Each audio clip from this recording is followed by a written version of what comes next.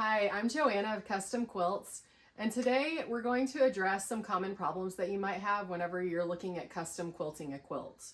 So I know that you see a Halloween quilt here with like bats and witch hats and things like that, but these are common problems that might come up with any quilt. For example, really dark fabric or really busy fabric, and you still want to custom quilt it, but you don't want your quilting designs to get lost within that really busy fabric. So I'm going to share with you some of my best practices and tips for how to fix that and still make your quilt really pop. Okay, so let's go ahead and get started. I'm going to show you how to do that on the Janome Quiltmaker Pro 20 long arm. Now here I am pre-marking some of my ruler work lines, and a lot of times I'll do this whenever I have lines that I'm doing like two very close lines together and then spaced out like an inch or something like that, and then two more spaced really close together. Sometimes it can be hard to remember exactly how far apart those are. And so I find it helpful to draw these lines as a good reference before I get started. Okay, so I have a plan to quilt this fun little bat block, and I really like the patterns that I use, but they're a little bit busy. So if I do free motion quilting on these, the chances are they're not really going to show up. Also, I plan to use black thread, and black on black just really doesn't show up. So I don't want to waste a lot of free motion quilting here. However, ruler work will show up really well. You'll see the texture, not really the thread so much. As far as this fabric goes, I'm also going to do some ruler work to just kind of offset all the round shapes. And I'm going to be using a highly contrasting thread. I'm using black on the screen to make sure that my ruler work will show up.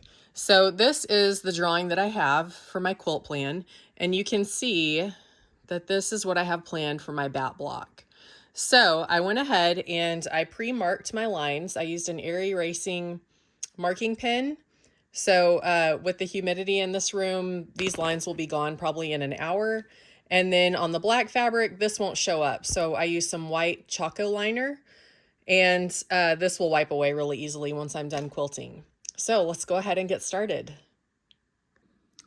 Something else to consider is whenever you're doing ruler work, I like to stitch in regulated mode, and then I change it to the sky right here. Whoops. And this is a more responsive regulated mode, so whenever you slow down the machine, the stitching also slows down with you. So it's really good for ruler work. It doesn't just have a consistent stitching that keeps going and going and going. So I'm going to start out, I really want to stitch in the ditch on this block before I get going. And I want to stitch around the bat to kind of stabilize my block, right? So I'm going to very carefully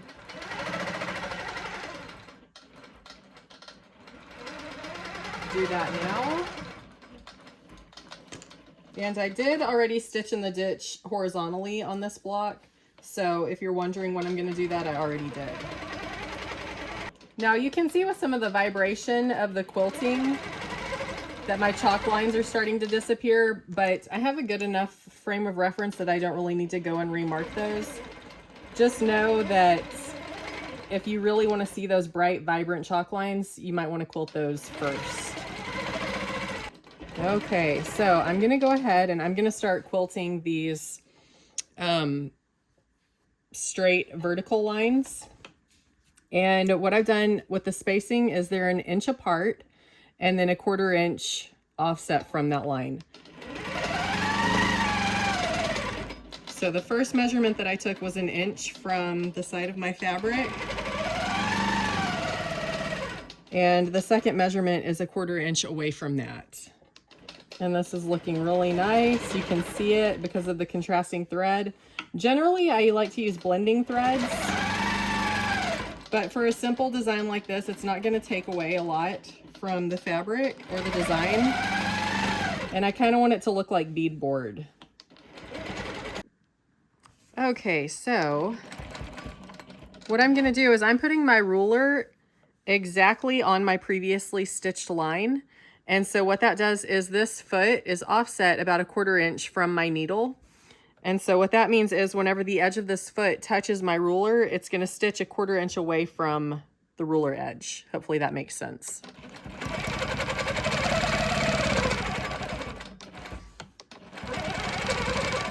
Now, if you aren't a confident quilter and you're doing this kind of as practice, I would not recommend using such a highly contrasting thread. A blending thread would be much more forgivable here. If I make any kind of mistake with this black thread on this lime green fabric, it's really gonna show. So just keep that in mind.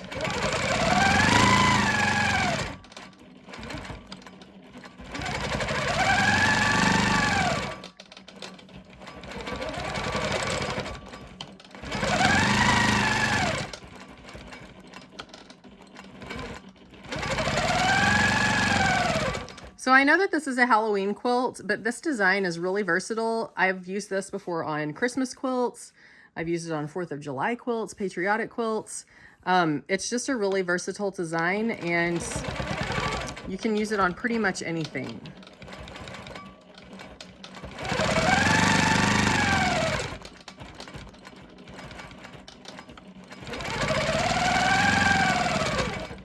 Okay, so I'm going to continue doing this until I've got this stitched throughout my whole block. Okay, so I'm going to go ahead and I'm going to be stitching these straight lines on my bat fabric now. And the reason that I'm showing you this is because this is quite a common problem to have whenever you're making a quilt. If you want to really custom quilt your quilts and have the quilting stand out, but you have like a really busy fabric or black or dark navy fabric, sometimes it's really hard for the quilting design to show up. So some simple ruler work is really what you can use to make it pop.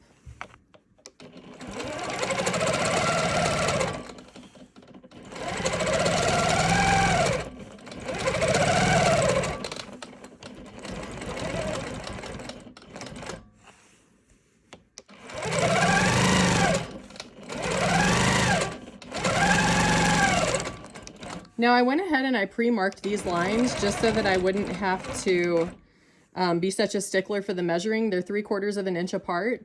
And it makes it a lot quicker whenever you pre-mark these because you don't have to sit there and make sure that everything is level and straight against all of your straight lines, because you can do that whenever you're pre-marking.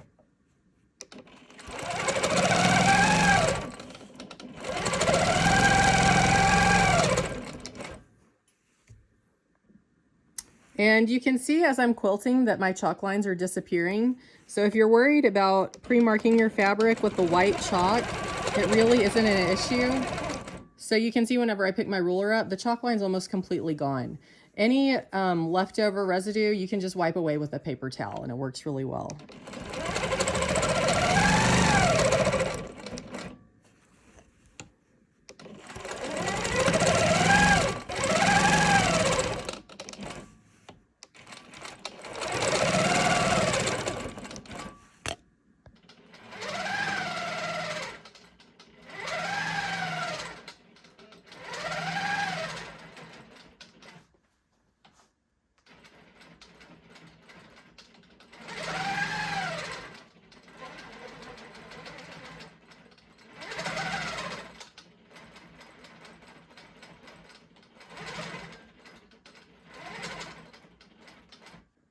Okay, so I have got my bat block all quilted, and you can see that my ruler work looks very intentional.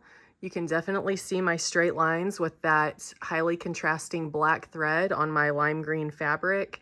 And then the ruler work that I did inside the bat doesn't take away from the nicely textured fabric that I picked. It just adds a little bit of style to it without taking away from that. So I'm really happy with how this custom quilting turned out. And next time you have a block that you want to custom quilt with some fabric that can be kind of tricky and maybe fight the quilting, think about doing some simple ruler work like this to solve that problem. And then also play with your thread colors. So maybe pick a highly contrasting thread like I did the black on the lime green fabric. So I hope that you'll give that a try, and I look forward to seeing some of your custom quilting.